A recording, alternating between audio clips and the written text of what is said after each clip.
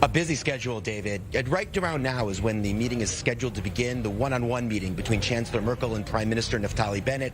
A lot of activity here in the lobby because the meeting will be taking place here at the King David Hotel. Then 45 minutes later, 9:45 in the morning local time, that meeting set to expand to include members of the two teams, of Chancellor Merkel's team and Prime Minister Bennett's team. An hour later, 10:45 local time, Merkel will meet with the full Israeli cabinet, and then an hour after that, 11:45 local time, a little less than 3 hours from now, the press conference with Chancellor Merkel and Prime Minister Bennett scheduled to be held, and then a lunch with President Herzog, the trip to Yad Vashem, and onward through a very, very busy day. So Merkel not stopping much to rest over the course of the day. But David, you're absolutely right, an important visit, a farewell visit. There are, of course, business items on the agenda. There is the talks over the Iran nuclear deal. There are other bilateral issues.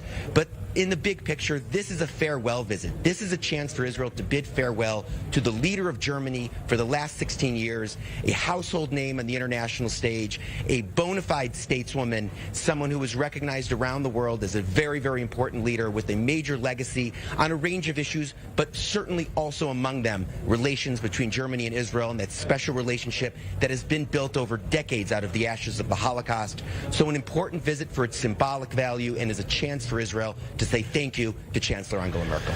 And on that legacy, you mentioned the importance. Merkel has really embraced and spoke often throughout her tenure as on the Holocaust and on German responsibility towards the modern state of Israel as well. That clearly will be on display today. It always is in meetings of the sort, David, between German and Israeli leaders. And we saw it again, even last week at Babin Yar in Ukraine, right? President Herzog from Israel, President Frank-Walter Steinmeier from Germany, they're together at that ceremony to inaugurate that memorial. We see this time and again with German leaders. But David, you still, even if you see it many, many times, you still can't get over the emotion of seeing the Chancellor of Germany at the Yad Vashem Memorial here in Jerusalem. We'll see it again this afternoon local time. It'll be as poignant as ever. Yeah, certainly symbolic, but important as well here. And on that legacy here, Owen, consider that really she's just solidifying that legacy for the next chapter of German policy as well, at least making her attempt.